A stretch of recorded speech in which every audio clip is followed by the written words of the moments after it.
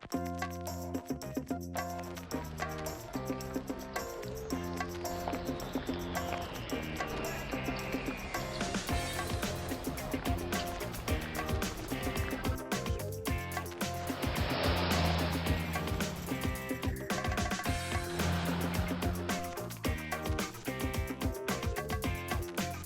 morning, everybody.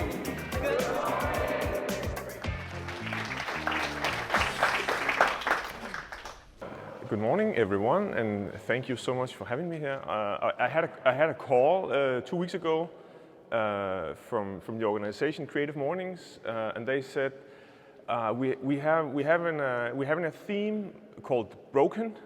Why don't you come and tell us your story?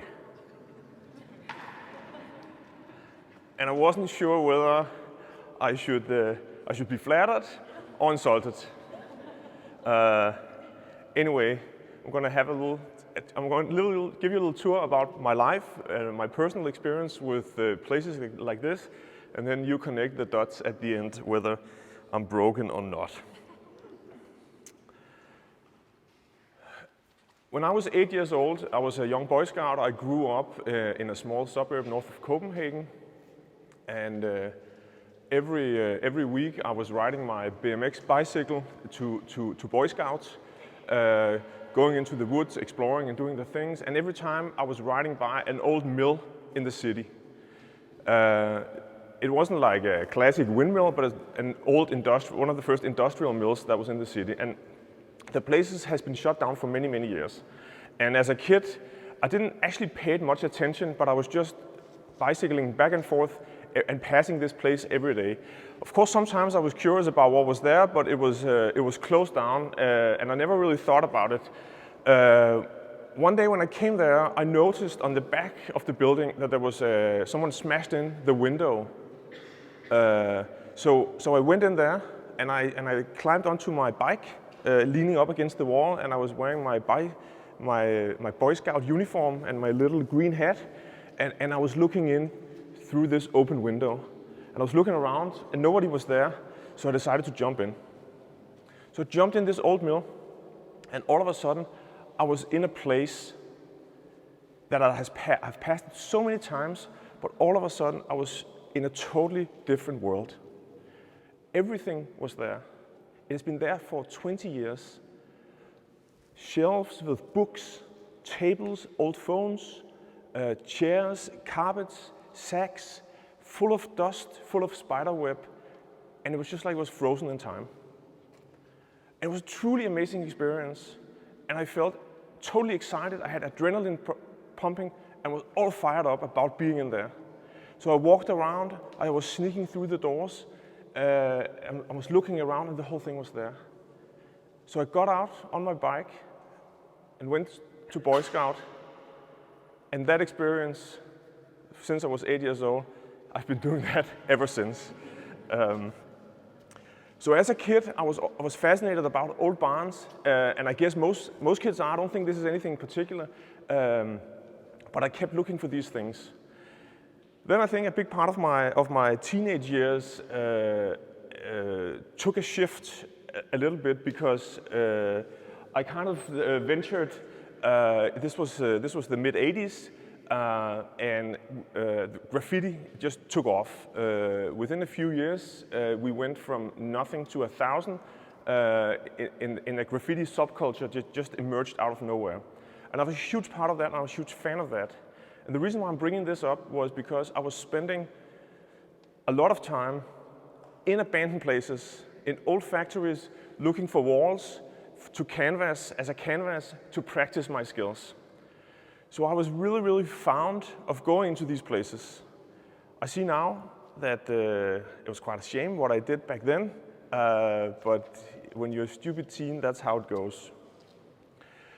So I was trespassing thousands of places to express myself and express my art. This is also in some abandoned places. It's me in the corner, having done a piece.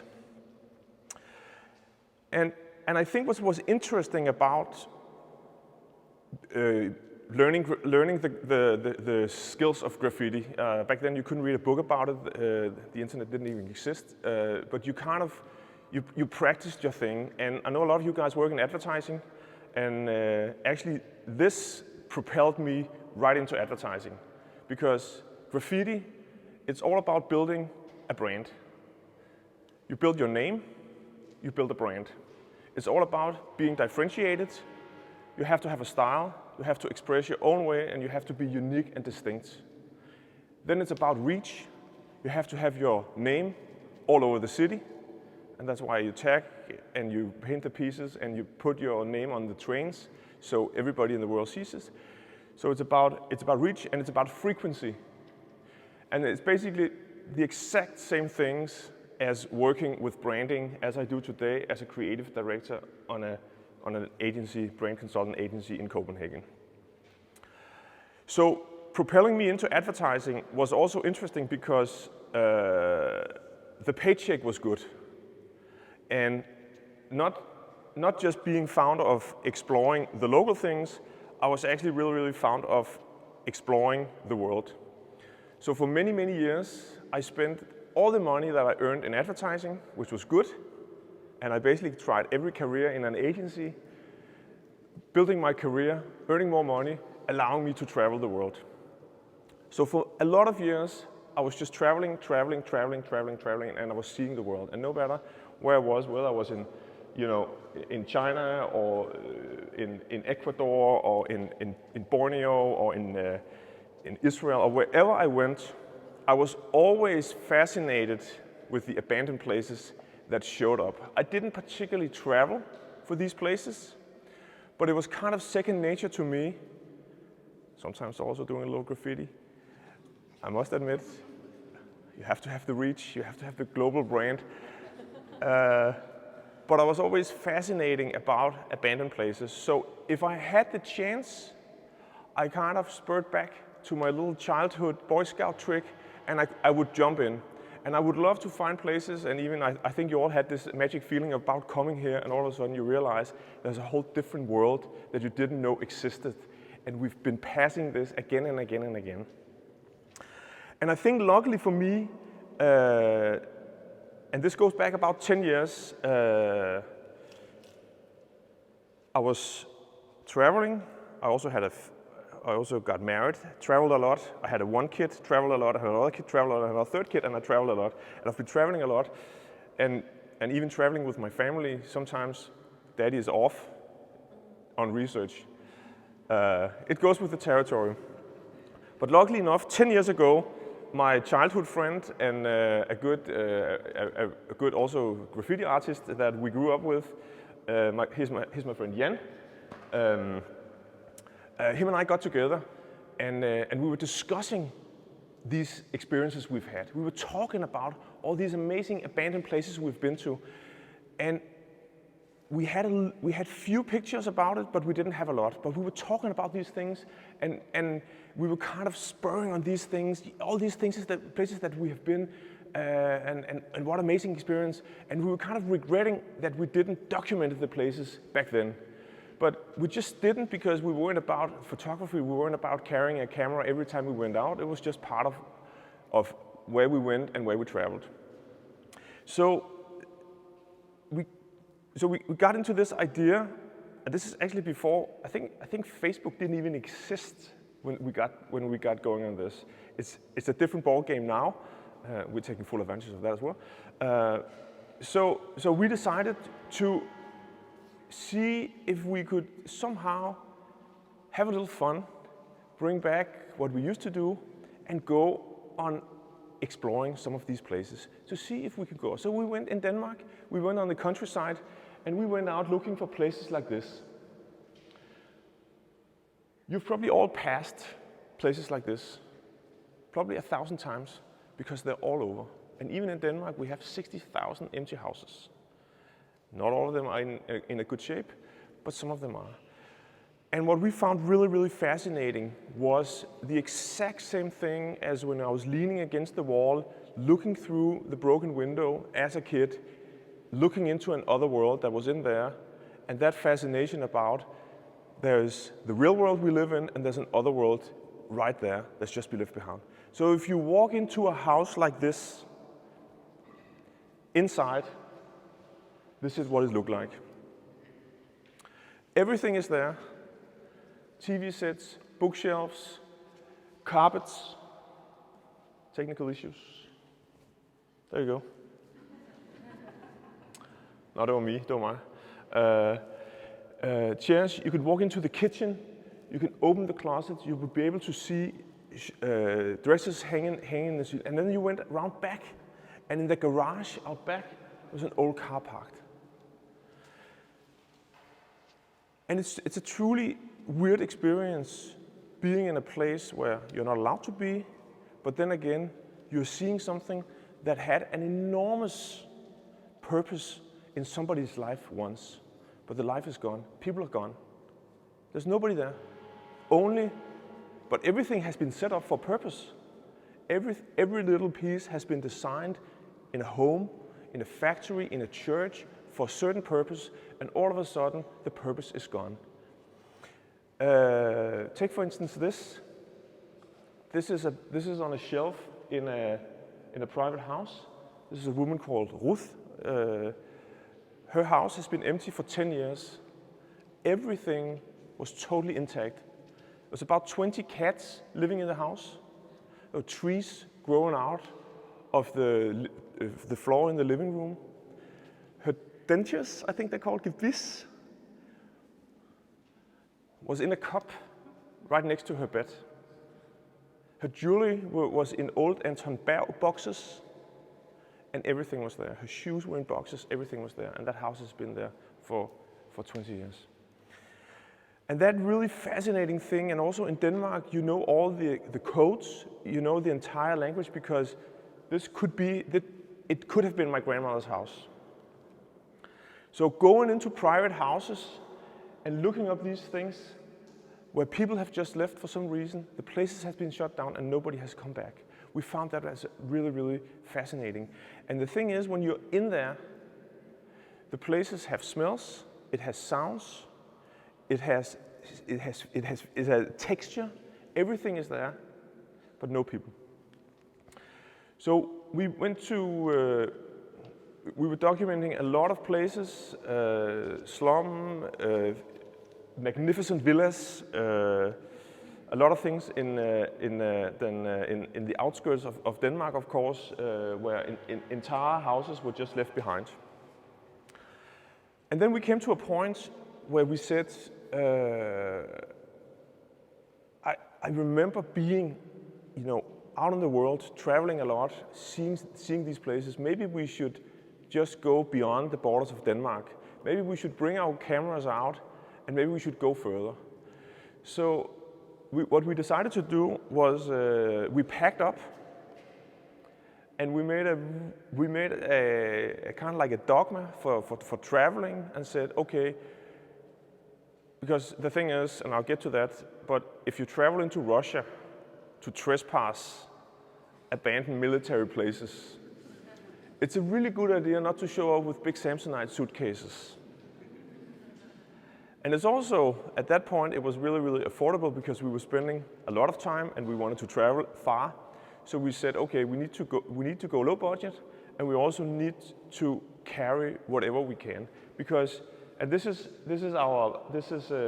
what we're carrying. We're carrying a sleeping bag, we're carrying a mattress, we're carrying a tiny tent, we're carrying camera equipment, of course. Then we got a little primus to cook dry food, and basically that's it. And this could be for a 6 or 7 days expedition. This is all we carry. We don't smell too good when we return, fair enough, but this is what we carry. And the thing is, and we realized that, because the further we went, we realized that the most amazing abandoned places in the world, the reason why we don't see them, and the reason why they still exist, is because they are heavily guarded. So the thing is, what we had to do, we knew we had to get into the places at night, sleep in there, eat in there, get up in the morning, go through the whole place, take the pictures, and sneak out at night. So that's what we did. And just a few examples. It's a little difficult to see, but on some of these, we're basically just sleeping inside, and it doesn't really matter. But we have slept in places like abandoned airplanes. We have slept in abandoned universities in the middle of Brazil. Kind of stupid these days, I know. We have slept in water reservoirs like this in Russia, and we've slept next to an abandoned snake lab in Japan. So we've been sleeping out or inside the places, and if we can't get in on the places, we put up the tent and do a base camp, and then we try to find our way in. Or in this case, it's hard to see, but this is basically similar to this. It's an old metro tunnel where we put up tent and we're actually cooking dinner. So the venture goes, and we kind of, and to make a long story short, before I will show you some of the pictures, we're putting needles on our marks every time we go to a country, and at this point we've been to 30 countries across the world, trespassing and exploring these places. I'll show some of the places that have been, I think it's been truly amazing to experience. In 1914, so a little more than 100 years ago, electricity came into Hungary, and the state wanted to build a symbol of modern technology. And and local architect in Budapest was given full budget, full whatever. He just has to make something really remarkable. And this was at the time of communism, so of course things were different. So this picture is the former control room of what used to run the entire electricity distribution to Budapest from 1914 and up till in the mid-80s. Then things got computerized, and they were building a new terminal right next to it.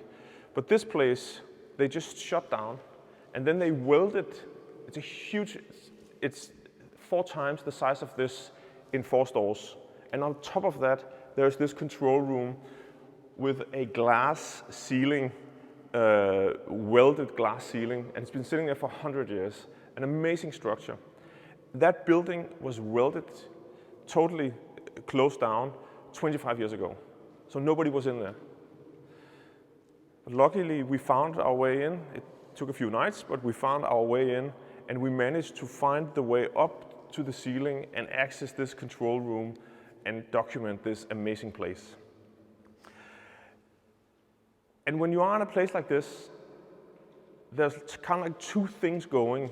It's a mental game because, first of all, I mean, you're not allowed to be there, fair enough. Guards, dogs are patrolling the place. You're in a country where you didn't ask for any kind of permission to do these things. So everything is under the radar. So of course there's a lot of adrenaline going on and a lot of excitement about, are we going to get caught or are we going to get out? That's one side. But the other thing, that's kind of like a film that goes inside, is you can basically, even though there are no people, you can almost see the people. You can see the people working, you can see them walking around, dialing up and down, probably wearing brown coats, checking in, checking out, and everything. And this entire analog place where everything is about wheels and wires, and you can just see how it has been in working in a place like this. So that's amazing. Other places are just where you think, no wonder that ended up here. And this is like an abandoned train museum. And you're like, okay, so somebody buys 200 old trains and build a museum in the countryside somewhere, but then nobody shows up and the place goes bankrupt. And who's the guy who moves these away so they get to sit? And of course also like some funny experience in Japan. In Japan, they have and it still exists, they have a thing called love hotels, where somebody's nodding. If you've been to Japan, it's a common cultural thing, where they basically have hotels with 2 doors. There's a man door and there's a woman door, and then there's a lot of rooms, so they live in tiny spaces, so it's really hard to bring home a date if you're living with your entire family on 12 square meters in the middle of Tokyo. So you go to these hotels, either to meet with your date or to meet with other business acquaintances. So have separate entrances, and you go in and you meet in a room. And the Japanese are quite creative. So in this Love Hotel, every single room had a theme. So this was the night's theme. So you could book this room for a few hours, and then there's a night standing, and you could kind of make out in a bed, look like a carrier. And then next to it there was a Rolls Royce room, and then there was a Hello Kitty room. Pretty absurd, but an amazing thing to discover, an amazing place to be in when it's all abandoned. And again, it brings back a certain kind of images, maybe some you don't want to see, and some you don't. And I bet you some of you will be familiar with this kind of equipment. And this is inside a German house where a doctor was living in the first floor, running his clinic, and it was shut down 15 years ago, and it was just sitting there, hard to enter. And inside there were organs in jars, and this kind of chair. Yeah. I'll show you a little video. It's just 2 minutes, and it's shot on cell phones and stuff of me and Jan, and it's just whatever we had. So disregard the quality, but I think it's kind of going to give you a feeling of what it's like when we're traveling and when we're seeing these places and everything that goes about.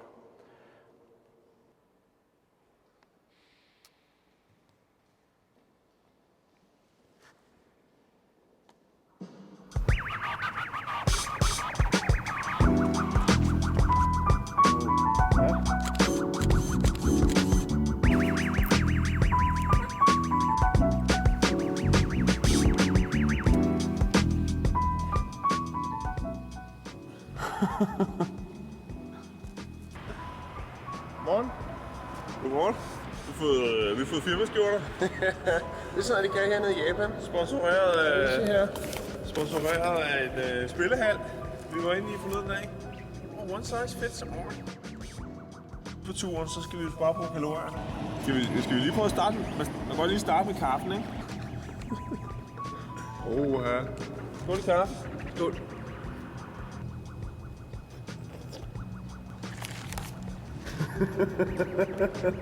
Godt og klart.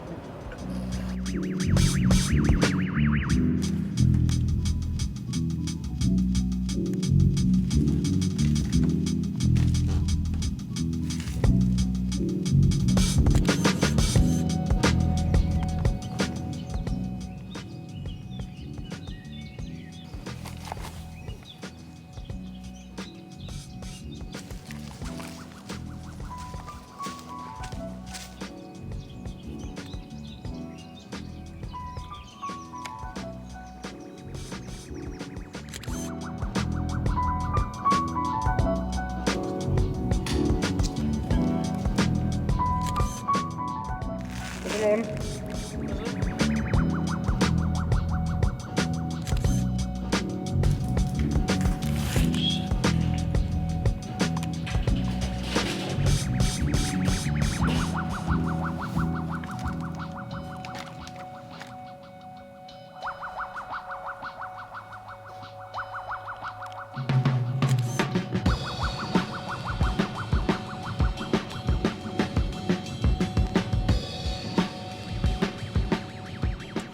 Kommer der a little small ending here, where we invited to do Tai Chi in the morning. Så vi skulle lige blive inviteret på morgengymnastik.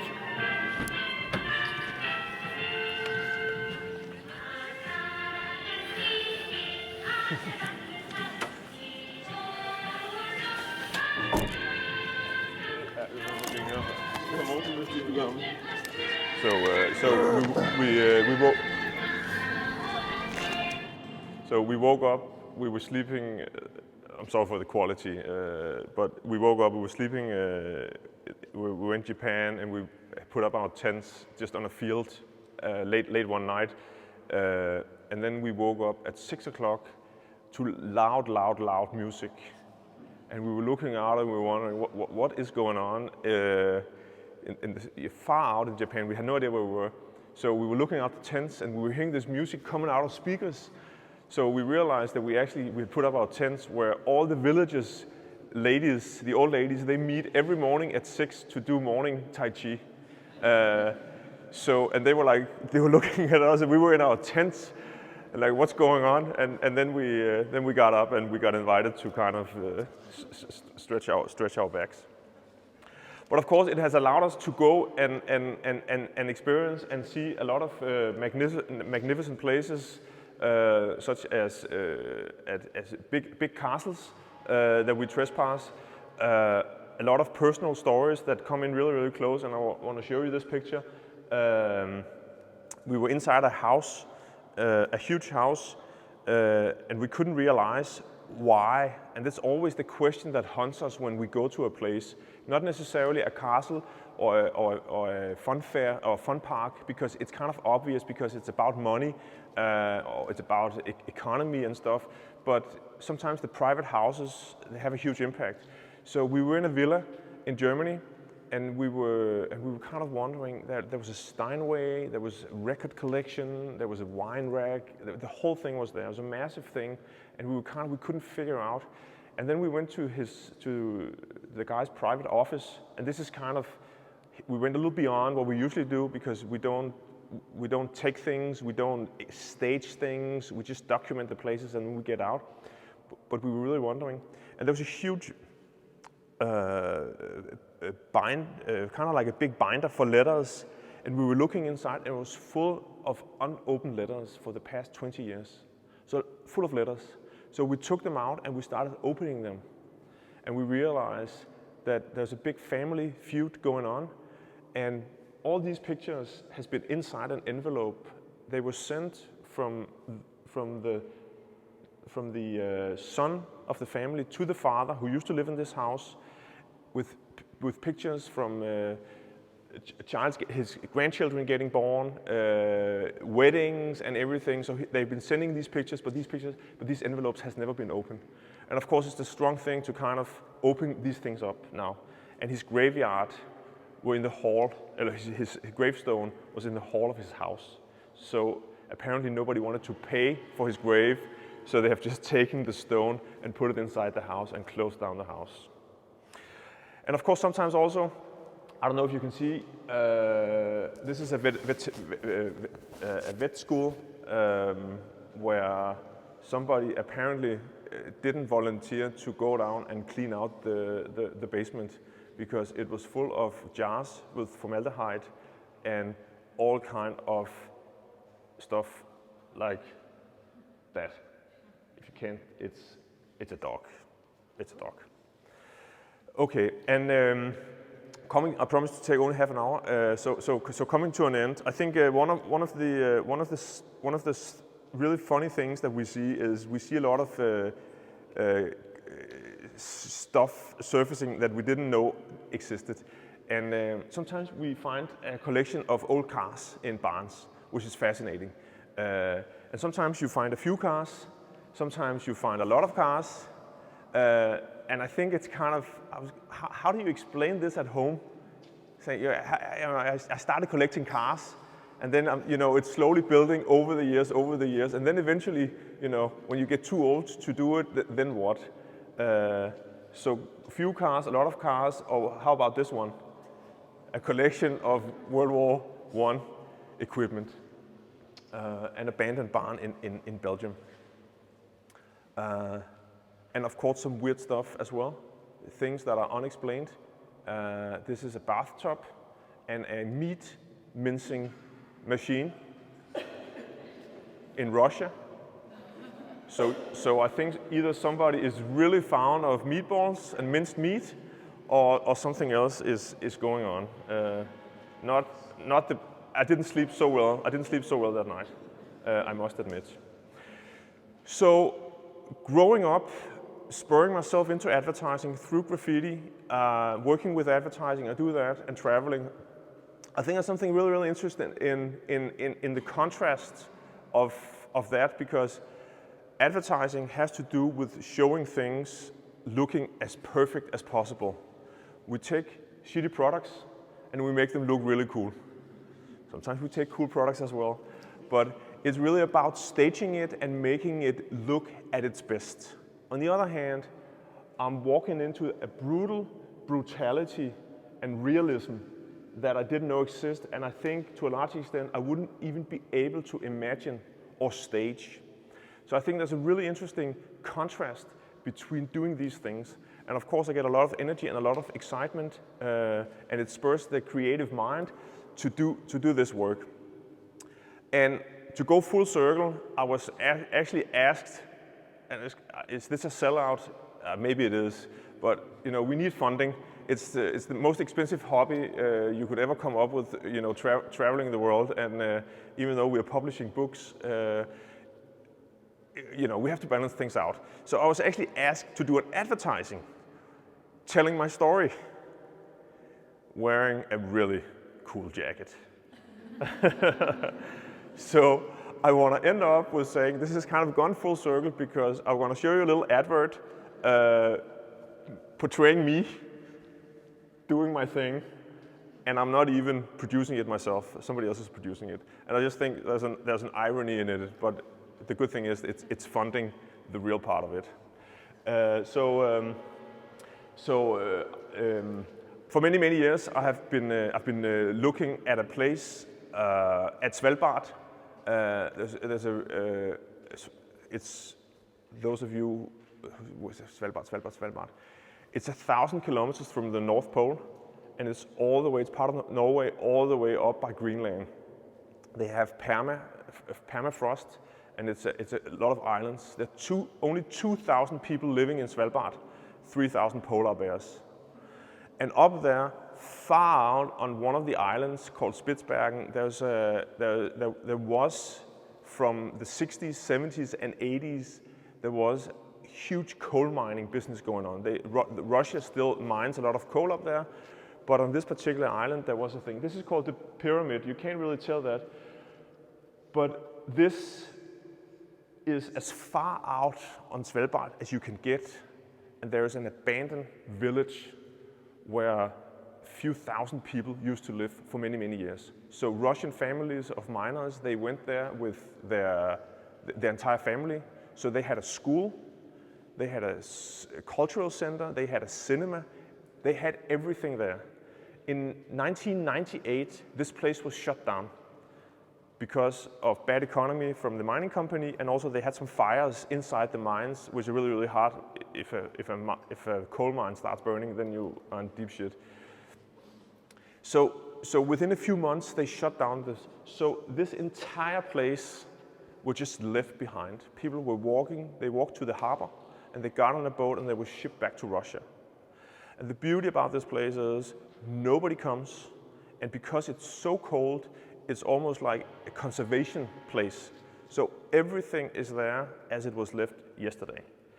So when I was asked to do an advert for a warm jacket, I kind of said, yes, if you pay me well and we can go to this place, then I'm on. So I'll show you the little advert, which is a little bit of my story, and then you can, and then we're coming to an end of it. And I'll just skip the first. It's pretty boring in the beginning. Oops.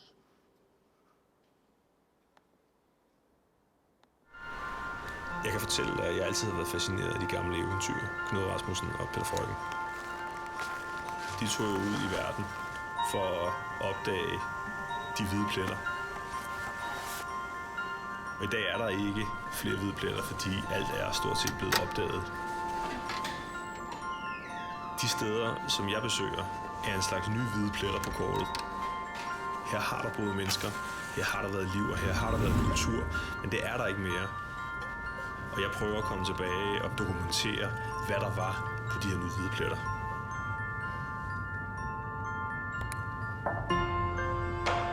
Den by jeg voksede op, der var der en gammel mølle, og den kan jeg huske, der stod forladt. Og så kunne jeg kante mig op, og så kigge ind af det der vindue, og kunne se de her støvede lokaler, hvor der stod borde.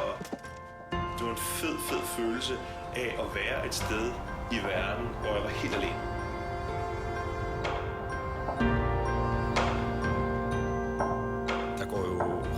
research-tid. Det kan lige så godt være, at jeg hører om noget, finder frem til det, kommer til det, og så finder ud af, at tingene enten er brændt, eller revet ned, eller blevet ombygget.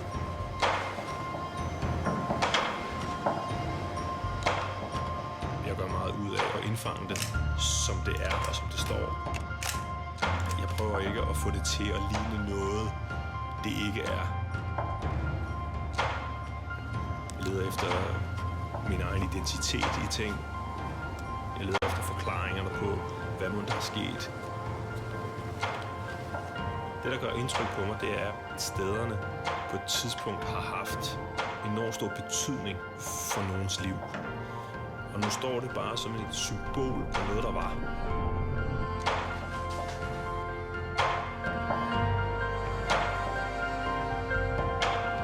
Jeg ser menneskerne gå rundt, jeg ser dem arbejde, jeg ser dem drikke kaffe, jeg ser dem bevæge sig. Man mærker endorfinerne, man mærker adrenalinen, man mærker det hele pumpe og køre. Og samtidig så står man og kigger på noget, som jo repræsenterer slutningen på livet. Og har aldrig følt mig så meget i live, som jeg gør i det øjeblik.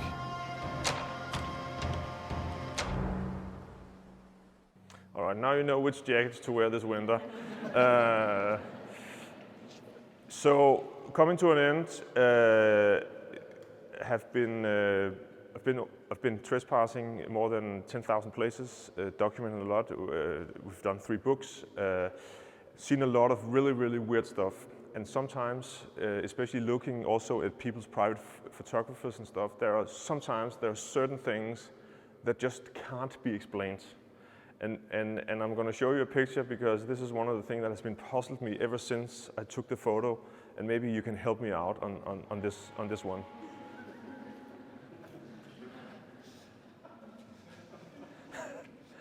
I'll never figure out what that is.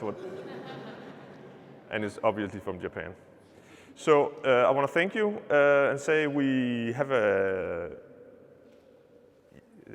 you can watch. I just bought a book here, so you can have a look.